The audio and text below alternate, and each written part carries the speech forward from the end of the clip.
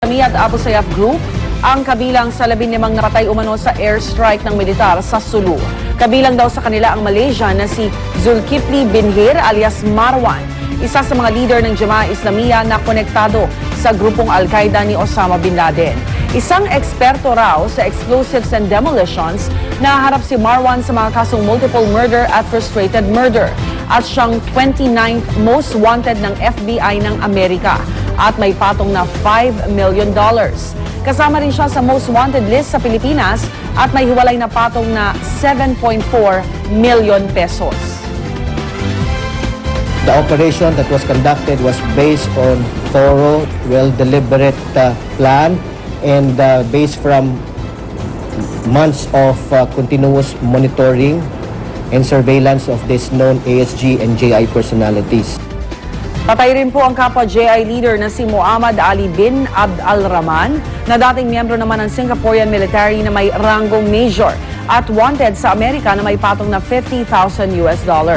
Binawian din daw ng buhay sa airstrike ang notorious sa Abu Sayyaf leader na si Gumabahali Jumdail alias Doc Abu na sangkot sa kidnapping sa Dos Palmas at sa Sipadan, Malaysia noong 2001. Patuloy naman ang paghahanap ng otoridad sa dinukot na 2 banyagang wildlife photographer sa Tawi-Tawi. Kumukuha raw ng litrato ng mga ibon ang Dutch national na si Elwold Horn at ang Swiss na si Lorenzo Vinciguerra.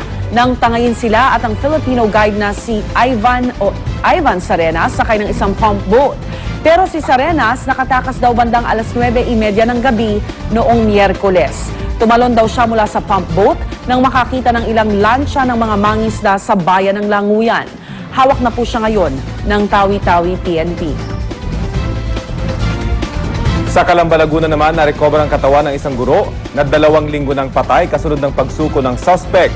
Nasa advanced stage of decomposition ang bangkay ng isang 50 anyos na babae nang matagpuan sa isang bangin sa Barangay Tula, Calamba, Laguna. Natagpuan sa isang malalim na bangin ang katawan ng biktimang kinilalang si Julieta de la Cruz, isang guro sa Parañaque City. Kusang loob na sumuko sa pulisya ang suspect na si Johnny Ortiz, 41 anyos at isang company driver. Personal guilt and nakikita niya raw sa panaginip yung babae. Batay sa salaysay ni Ortiz, alas 10 ng gabi raw noong January 17 nang makisakay sa minamanehong van ang biktimang si De La Cruz para magpatid malapit sa kanilang bahay sa BF Homes, Parañaque. At ayon sa suspect, tinangka umano niyang halayin ang biktima na noong gabing yun lang daw niya nakilala. Pero nanlaban daw ito kaya sinakal daw ni Ortiz ang biktima gamit ang seatbelt sa passenger seat. Mula Parañaque, biniyahe ng suspect ang wala ng buhay na biktima patungo Calamba, Laguna kung saan niya itinapon ito sa isang bangin. Kaagad na inilipat ang bangkay ng biktima sa punerarya para sumailalim sa autopsy ngayong araw bago ito iuwi sa mga kaanak niya sa Parañaque. Samantala, binalik naman ang suspect sa kustudiya ng NCRPO sa Bikutan kung saan may karagdagang investigasyon ang isasagawa ng otoridad. Dead on the spot naman ang isang lalaki sa Labores Street, Pandacan, Maynila matapos barilin ng hindi pa nakikilalang suspect. Nakilala ang biktima bilang si Orlando Haleco na natagpo ang may tama ng bala sa batok. Nangyari ang krimen ilang metro lang mula sa bahay ng kanyang biyanan at isang mataong lugar naman pero walang makapagsabi kung sino ang bumaril sa biktima. Agad isinantabi ng SOCO ang anggulong pandurukot o pagnanakaw dahil wala umanong nawala sa mga bitbit na wallet, cellphone at relo ng biktima. Hinala ng misis ng biktima, may kinalaman sa krimen ang huling nakausap umano ng kanyang mister. Meron siyang minute kanina.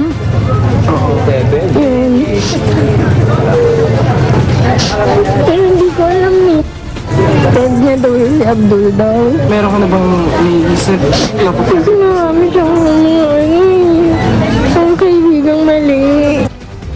Sa ngayon, itinuturing daw ng homicide ng pulisya ang krimen, bagamat patuloy pa naman daw nila itong iimbestigahan. Sunod-sunod. Ang daming krimen. Nating krimen. Parang krimen na lumabas ka lang ng bahay, binaril ka na. yung Nakisakay ka. Nakisakay ka. Walang tuloy yung pagka nakisakay ka, hindi mo Medyo makilala. delikado. Nakikiyay ko siya na magtitiwala talaga.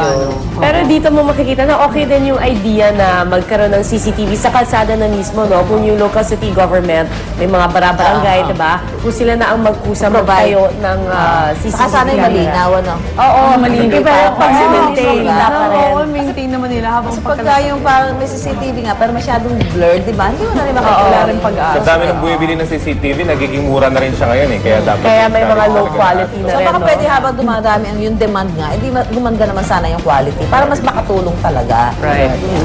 Samantala, wala pa rin malay at unstable pa rin ang lagay ni Lorde Camille Hina, ang 4th-year political science student ng University of the Philippines, Diliman, na pinagnakawan sa loob mismo ng opisina ng University of Student Council. Ayon sa mga polis, malabo raw na may anggulong politika ang insidente. Kahit pa aktibong miyembro si Lorde ng Center for Nationalist Studies, isang militanteng student group. At ang suspect naman kahit nahulihan ng ice pick, tinanggi niya na ito ang nakasugat sa biktima. Kwento raw nito ng mga polis, hinataw niya si Lorde ng isang trophy na nakadisplay sa ninakawang opisina. Tumangging humarap naman sa panayam ang UP Diliman Police pero ayon sa kanila, 42 lamang ang kanilang tauhan. Kaya sa 25,000 estudyante sa campus, lumalabas na may isang pulis lang ang magbabantay sa bawat 600 estudyante. At para malibot ang halos 500 hectares ng UP Diliman, kabilang ang ilang residential area nito, meron lang itong 2 mobile police car.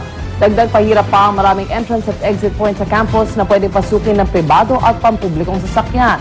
Kaya giit ng University Student Council, dapat pa ring dagdagan ng seguridad. Ang problema, gipit sa budget ang UP. Pero hindi ba doon sa mga building, meron ding security agents? guard. Oo. Kasi ito, opisina to eh, di ba? Bawat, di ba bawat building naman dyan? Pero kunwari, within a building, ilang floors yun, ilang kwarto din yun, nababantayan, di ba? Tsaka kung nagkakailangan sila ng dagdag budget, syempre ano nga ng UP dyan, mababa yung kanilang binabayad. Kailangan ipasa, di ba? Ipasa nila sa mga Yung naging Unless problema ipasa ng yata doon, government yung may budget. magkakaroon ng fair sa UP. So, pumasok yata yung dalawa at nagtatanong tungkol dun sa event. So, pinapasok talaga ng gwardiya. Parang di ba open naman talaga ito event Kasi eh. mag-inquire nga dun sa Pero fair. importanting point lang din na alerto yung gwardiya kasi pagbaba niya, napansin niya na nagkaroon na ng bag. Medyo Sa suspicious. suspect, kaya niya sinita. Or, yun ang galing ng guardia in that sense, di ba? Nabasa niyang Good job medyo sa may kanya. kahina-hinala Dapat doon sa talaga sabi. dagdag budget. Para Kasi yung sinabi, talaga ice understandable naman kung isang pulis sa bawat 600 estudyante. Tsaka actually, ang UP may mga buildings pa sila na talagang ano. Alam mo, tapo ka nga lang sa mga puno dyan. Sa lalaki ng mga puno dyan. Hindi ka na makikita dyan eh. Ikaw, at least tagong-tago ka. Oo, hindi ka sa liit ng ito, di ba? Oo. Akala nila may tiyanak lang dyan.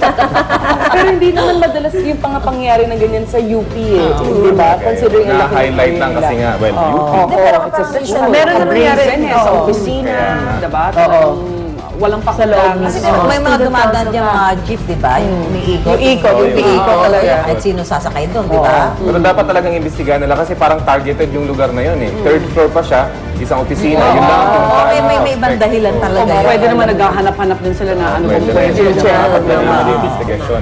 Sa ibang balita naman, kinatigan ng Court of Appeals ang motion ng National Telecommunications Commission na gawing kada 6 na segundo na lang ang singil sa tawag sa mga cellphone sa halip na per minute na kasalukuyang sistema ngayon. Hindi pa naman alam kung magkano papatak ang kada 6 na segundong pulse, ngunit tiyak daw na malaki ang matitipid ng ating mga kababayan oras na mapatupad ito. Ang Smart Communications iaapela sa Korte Suprema ang desisyon ng Court of Appeals habang hindi naman nagkomento ang Sun Cellular at Globe Telecom. Babantayan daw ng text power kung may patutupad ito ng NTC. Ang bawas singil kasi sa text na nauna nang ipinag-utos ng komisyon, isa pa sa kanilang binabantayan ngayon. Hindi pa rin kasi nababawasan ang interconnection charge kada text dahil hindi pa tapos ang pagdinig sa kaso nito.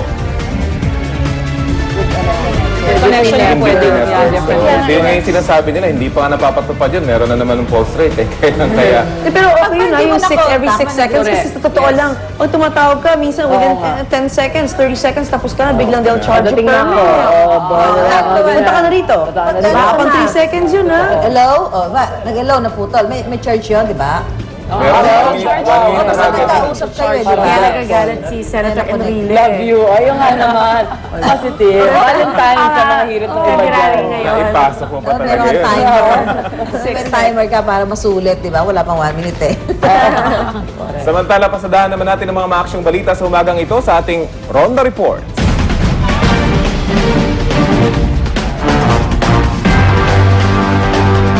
Sugatan ng isang rider matapos makasalpukan ng sinasakyan itong motorsiklo ang